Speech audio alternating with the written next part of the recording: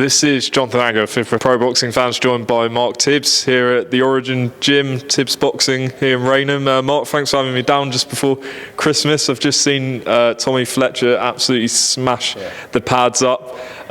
First of all, how's things? Lovely, thanks, Jonathan. Not been too well, to tell the truth. I become ill, as in like flu, chest infection, headaches. You never believe it how they was. Couldn't sleep with them, and it was a virus I must have had, and it come on me in Leeds in the Ebanie Bridges fight week. But I was in bed. We done a public workout, I believe, on the Tuesday/Wednesday, and I had to go to Josh Warrington's gym in that evening to do one or two things with Ebanie, and then I couldn't come out of bed till fight night. But I never had COVID, so. Yeah, I made the fight, and what a performance from Ebanie Bridges that was. Yeah, brilliant. Well, glad to see you're doing better, and obviously you did make it for the fight. Let's start there. Ebanie Bridges defending her world title against Shannon O'Connell with a hand injury. Obviously, we've all seen the photos now. So, what did you make of her performance? Yeah, it was a great, courageous performance by Ebanie, and I never doubted she could do that. She's made of something which is very rare, and she showed that on that night under the pressure she was under with that hand injury, and amongst other things as well. But I'll let her tell you about that. But to be fair, it was a great night for Bridges. I love Leeds, I've got to say, because we won the world title in Leeds. We was not meant to win that fight against Roman back there in March. In 2021, and was it 2021, 2022? It was earlier this year, wasn't it? Yeah. Sorry, I beg your pardon. And we was not meant to beat Shannon O'Connell either. So she's proving all to the naysayers that she's a worthy champion.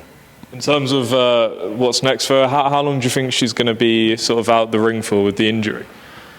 Well, I ain't spoke to Ebanie personally. We've messaged each other a couple of times, and whatever the doctor says, without rushing things, I know people that, for my experience in with these hand injuries and people that live right, it's always half of what the doctor says. But you got to do what the doctor says to make it heal properly and that. But yeah, she's had that done nice and quick and fast, and I guess.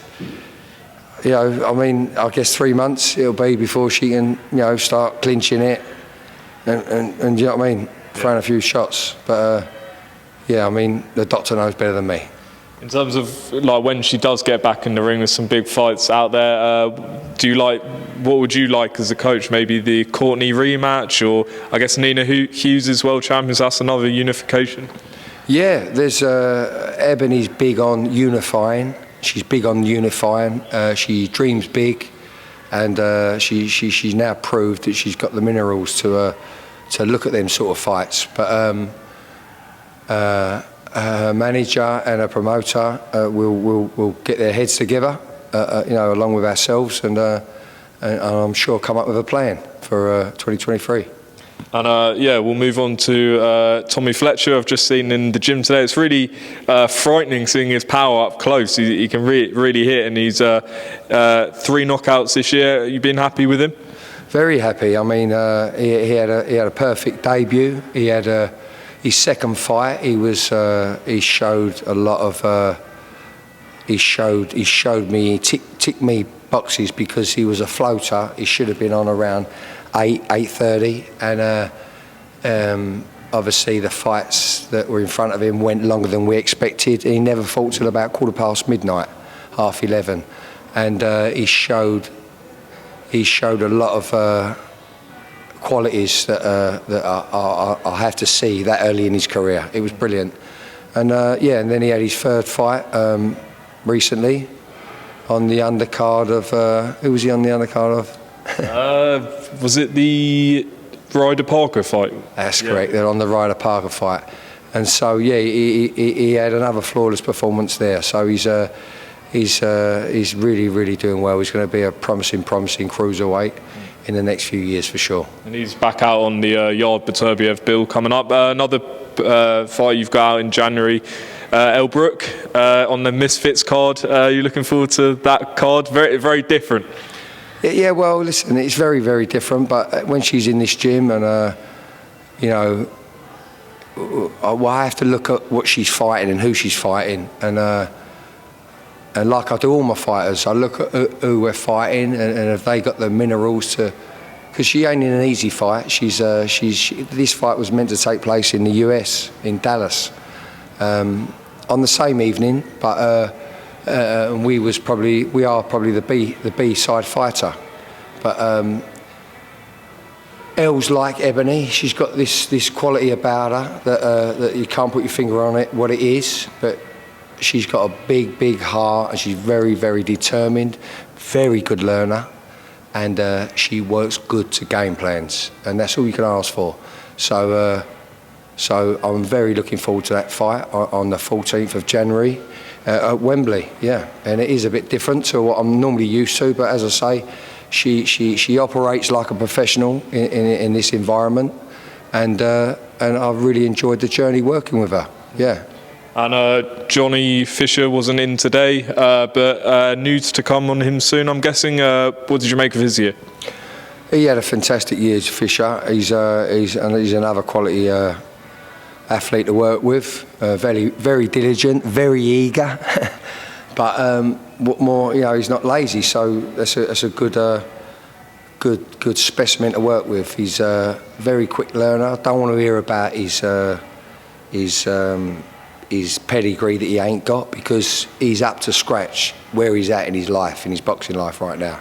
He's up to scratch, and because of his strength and his energy and his determined nature, he's just got to get cute with it now, and he is. He's very cute actually, and he's looking at fighting at the end of February on a matchroom card. I understand, and he's been in here. He's done some preliminary training with Sonny Cannon, his strength and conditioner, and he's done a couple of boxing sessions with myself, and I'm very happy with where he is right now. On Friday, I've got a session with him, and I'm looking forward to seeing him. He's having a couple of days off in Belgium, I believe. And what a lovely place, Belgium. I've been there before. I wish I was going myself.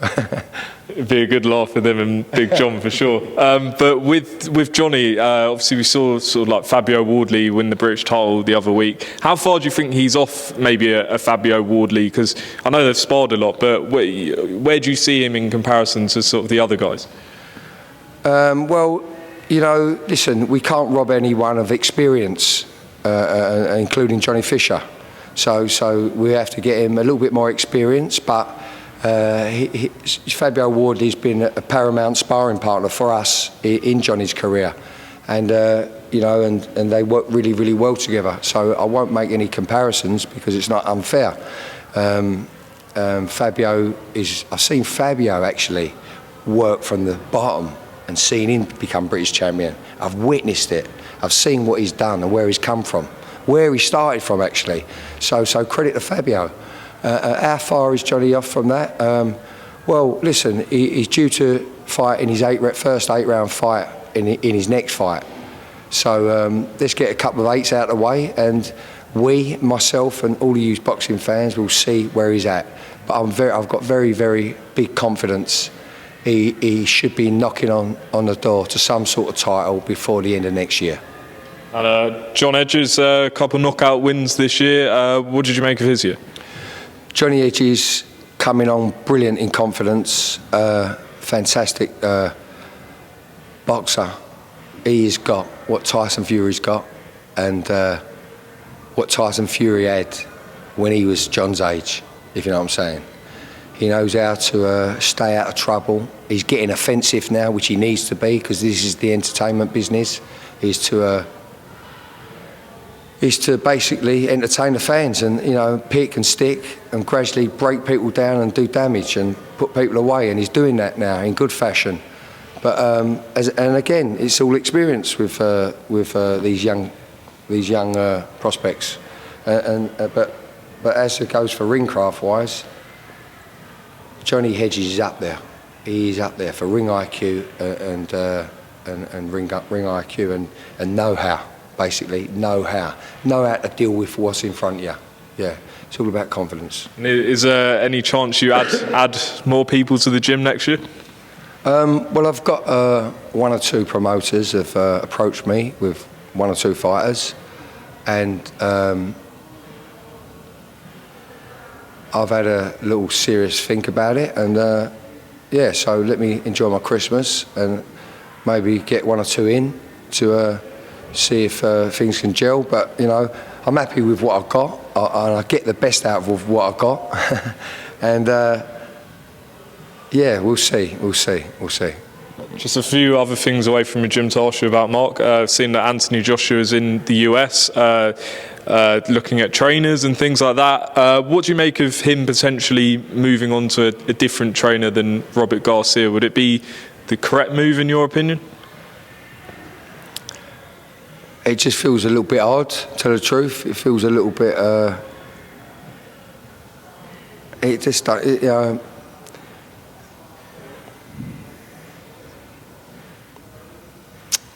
was your question? So obviously he's with Robert Garcia initially and Angel Fernandez, and if he was to change trainers, do you think that would be the correct decision? Do you think it's up to him ultimately, or what do you think?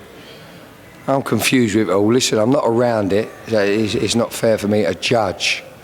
But when you've been in the business for so long and been around this business for so long, you get a feeling what's right and what's wrong, and it just feels he's a bit confused to me, and that's only me. But if he's confused, then he's searching, isn't he? He's searching, so he has a right to do that. And is it right or is it wrong? It's not for me to say, but I wish him luck, because we want him to fight the big boys. Anthony Joshua, we want him to fight the Tyson Furies and all of them guys. I'd like to see him fight Dillian White even, and has he fought Derek Chisora? No, but I don't think they will fight, because they're good friends. Yeah, they're all friends. Yeah. No, I'd like to see him fight Dillian White. And yeah, I wouldn't mind to see that fight again. Just on AJ, I think Shane McGuigan said to another outlet that he'd be willing to train him if he was approached. Have you ever been approached, and if you were approached, would you consider training AJ if he wanted to base himself back in the UK? Of course. I feel I could bring something to the table, for sure. And yeah, of course, who wouldn't? AJ is a biggest name in world boxing, and he's English, and he's based in the UK. Of course I would, yeah. Mark Tibbs, thanks for talking to pro boxing fans. Thanks for giving me your time. Enjoy Christmas, Happy New Year, and I'll see you on the Misfits card. Yeah, see you there.